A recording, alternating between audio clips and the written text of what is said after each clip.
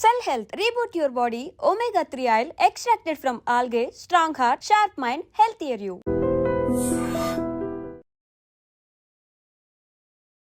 ప్రేక్షకులకు నమస్కారం అండి. మలబద్ధకం గురించి మనం తెలుసుకుందాం ఇప్పుడు. ఈ మలబద్ధకం అలాగే నేను గ్యాస్ట్రిక్ ప్రాబ్లం మీద కూడా కొన్ని వీడియోలు చేశానండి. దానికి లింక్ అన్నమాట. గ్యాస్ట్రిక్ ప్రాబ్లం ఉన్న పేషెంట్లో 90% మలబద్ధకం ఉంటుందండి. 90% ఈ మలబద్ధకం ఉన్న పేషెంట్లు ఎవరైతే ఉన్నారో వాళ్ళకి 90% గ్యాస్ట్రిక్ ప్రాబ్లం ఉంటుంది. ఈ రెండు లింక్ అన్నమాట అండి. ఇక్కడ మలబద్ధకాన్ని పోగొట్టుకుంటా గ్యాస్ట్రిక్ ప్రాబ్లము రెండు కనుకపోతే ఇంక మీకు పెర్మనెంట్ క్యూర్ అని మీరు అర్థం చేసుకోండి. ఒక మనిషి ఆరోగ్యంగా ఉన్నాడంటానికి గుర్తు ఏంటంటే లేవగానే మనం రెస్ట్ రూమ్కి వెళ్ళడం, పాయిఖానాకి వెళ్ళడం, మన బాడీలో ఏదైతే మలం ఉందో ఆ మలం ఇమీడియట్గా క్లీన్ అవ్వడం. అది కూడా పూర్తిగా ఒకేసారి, కానీ ఈవినింగ్ కూడా అయితే చాలా మంచి లక్షణం అండి. అది ఆరోగ్యకరమైన మనిషి లక్షణం ఏంటంటే 2 times కనీసం మోషన్ అవ్వాలి. మనం ఏమనుకుంటామంటే చాలామంది మాకు 2-3 సార్లు అయిపోతుంది సార్ అంటారు. మీరు చాలా ఆరోగ్యంగా ఉన్నారని నవ్వుతాను నేను. అదేంటండి అంటారు. 2 సార్లు అయితే చాలా మంచిది, 3 సార్లు అయితే ఇంకా మంచిది. అంతకు మించి కనుక అవుతామంటే అప్పుడు ఆలోచించండి. అది కూడా మీకు కలర్ కానీ సాలిడా సెమీ సాలిడా ఎలా వెళ్తుంది, స్మెల్ ఇవన్నీ అర్థం చేసుకోండి. అర్థం చేసుకుంటే అప్పుడు మీకు పెర్ఫెక్ట్గా తెలుస్తుంది అన్నమాట. ఇది ఎవరైతే 2 సార్లు వెళ్తారో వాళ్ళు చాలా ఆరోగ్యంగా ఉన్నట్టు అండి. 3 సార్లు వెళ్ళినా కూడా తప్పులేదు. అంతే తప్ప ఒకసారి వెళ్తామండి మేము పూర్తిగా ఖాళీ అవ్వదన్న వాళ్ళకి డెఫినెట్గా ఫ్యూచర్లో గ్యాస్ట్రిక్ ప్రాబ్లం రావడానికి అవకాశం ఉందండి. ఈ మలబద్ధకం వల్లే అనేక రకాల వ్యాధులు బయలుదేరుతాయి అన్నమాట. ఇది ఏం చేస్తాయంటే మలబద్ధకం వల్ల ఎక్కువ మన శరీరంలో నిలబడిపోవడం వల్ల ఏమవుతుందంటే రకరకాల బ్యాక్టీరియా అక్కడ పుడతా ఉంది, క్రిములు కానీ. అవి బ్లడ్లో కలిసినాయి అనుకోండి సోరియాసిస్ కింద వస్తుంది. గ్యాస్ట్రిక్ ప్రాబ్లము, రిఫ్లెక్స్ ఇవన్నీ కూడా ఈ మలబద్ధకం వల్ల వచ్చే వ్యాధులండి. ఒక మనిషి ఎప్పుడైతే పూర్తిగా ఈ మలబద్ధకం అనే దాని నుంచి బయటపడలేదో స్టమక్లో హీట్ పెరిగిపోతూ ఉంది.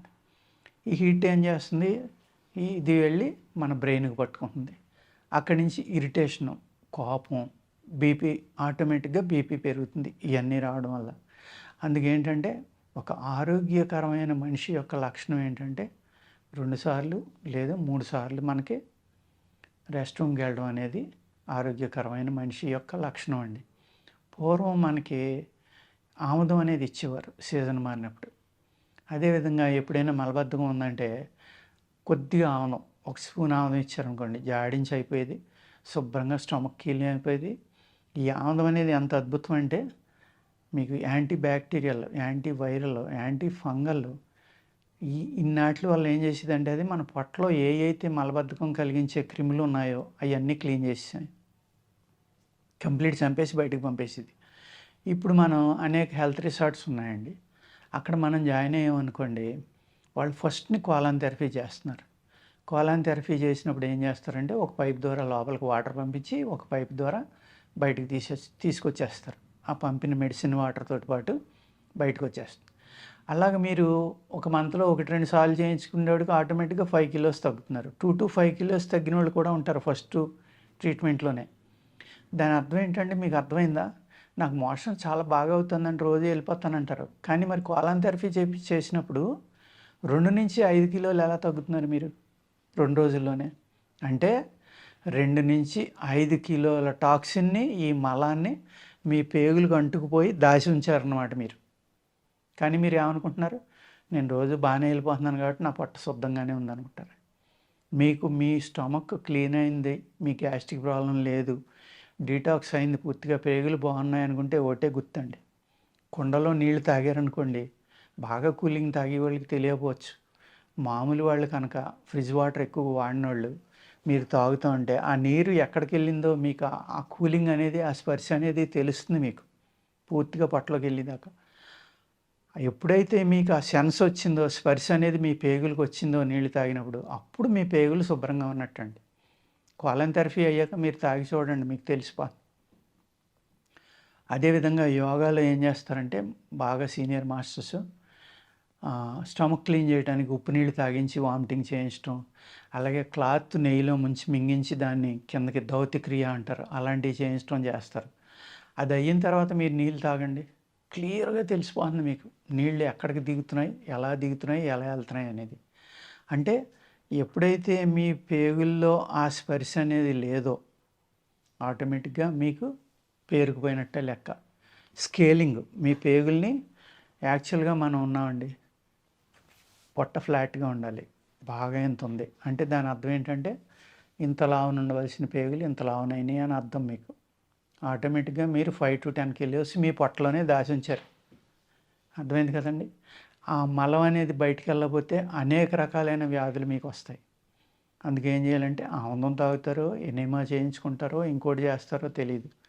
అదేవిధంగా బయటికి వెళ్ళాలి అంటే సున్నాముఖి అని ఉంటుందండి, తెల్ల తెగడ అని ఉంటుంది, నల్ల తెగడ అని ఉంటుంది. తెగడలో 2 రకాలు. కటుక రోహిణి ఉంటుందండి, తెలుపు నలుపు. ఇలాగా మీకు ఏంటంటే మన ఎండు ద్రాక్ష, గులాబీ రేకులు, ఇలా అనేక రకాలు ఉన్నాయండి మనకి మోషన్ ఫ్రీ కావడం కోసం. ఇటువంటివి మీరు వాడుకుని చక్కని పౌడర్ తయారు చేసుకుని ఆ పౌడర్ కనుక మీరు పడుకునేటప్పుడు తీసుకున్నారనుకోండి, మీ శరీర తత్వాన్ని బట్టి తీసుకోవాలన్నమాట. అది సున్నాముఖి తీసుకుంటున్నారనుకోండి, మజ్జిగతోటి కనుక తీసుకుంటే అద్భుతంగా పనిచేస్తుందండి. దాన్ని చారు పెట్టుకుని తాగుతూ ఉంటారు చాలామంది, అనేక రూపాల్లో వాడుతూ ఉంటారు. కానీ సున్నాముఖి వేసుకోవడం వల్ల కొంతమందికి కడుపులో నొప్పి వస్తుంది, కొంతమందికి నులి నొప్పి కింద వచ్చి మోషన్ అవుతుంది, మోషన్ అయ్యేటప్పుడు వచ్చే సెన్స్ లాంటిది. కొంతమందికి బాగా ఎక్కువ వస్తుంది అనమాట. ఆ పెయిన్ భరించలేక కూడా కొంతమంది వేసుకోరు.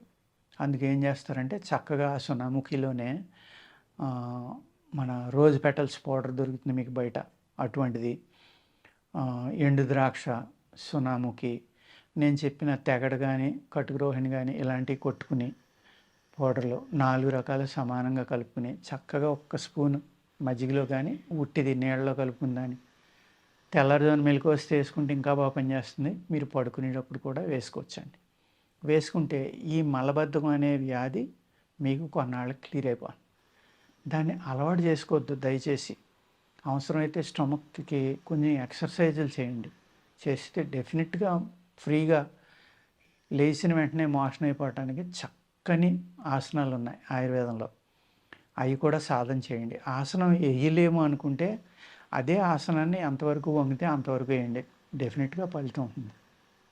అంచేత ఏం చేస్తారంటే మీరు ఫుడ్ ఫాలో అవటం, అతిగా మీరు ఎన్నోసార్లు ఎక్కువగా తినకుండా ఉండటం, వేడి శరీరాలు అయితే వేడి చేసి ఎక్కువగా తినకుండా ఉండటం లేదు. ఆముదం కానీ ఇప్పుడు నేను చెప్పిన అయితే మీకు లూబ్రికెంట్స్ ఉంటాయో, చక్కగా మీకు మోషన్ ఫ్రీ కావడానికి ఉపయోగపడే మందులు ఉన్నాయో వీటిని వాడుకుని మీ ఇంట్లోనే ఒక చూర్ణం తయారు చేసుకుని వాడుకోండి, చాలా బాగా పనిచేస్తుంది. మళ్ళీ చెప్తున్నాను, సున్నాముఖి పౌడరు, అదేవిధంగా మీరు రోజ్ పెటల్స్ పౌడరు, ఎండు ద్రాక్ష, తెగడలో ఏదో ఒక రకం, వాటిని ఆవు పాలలో ఉడకబెడితే కానీ శుద్ధి అవ్వవు. తెగడ కానీ కటుక రోహిణి కానీ కంపల్సరీగా శుద్ధి చేసుకోవాలి. అవి శుద్ధి చేసిన తర్వాత పౌడర్ కలుపుకుని అన్నీ సమంగా కలుపుకుని 1 స్పూన్ పడుకునేటప్పుడు లేదు తెల్లారుజామునే వేసుకుంటే చక్కగా స్టమక్ క్లీన్ అయ్యి మీకు ఈ గ్యాస్ట్రిక్ ప్రాబ్లమ్స్ తగ్గుతాయి, మలబద్ధకం వల్ల వచ్చే ప్రాబ్లమ్స్ అన్నీ కూడా తగ్గి ఆనందంగా హెల్తీగా ఉంటారు. ఎప్పుడైతే మీ స్టమక్ క్లీన్ అయిందో మీ ఇరిటేషన్ తగ్గుతుంది, టెన్షన్ తగ్గుతుంది, బీపీ కూడా తగ్గుతుందండి. ఇన్ని రకాల ప్రాబ్లం రావడానికి కారణమైన మలబద్ధకం నుంచి నేను చెప్పిన ఫార్ములా చక్కగా ఇంట్లో చేసుకుని వాడుకుని దాని నుంచి విముక్తి పొందండి. నమస్కారం అండి.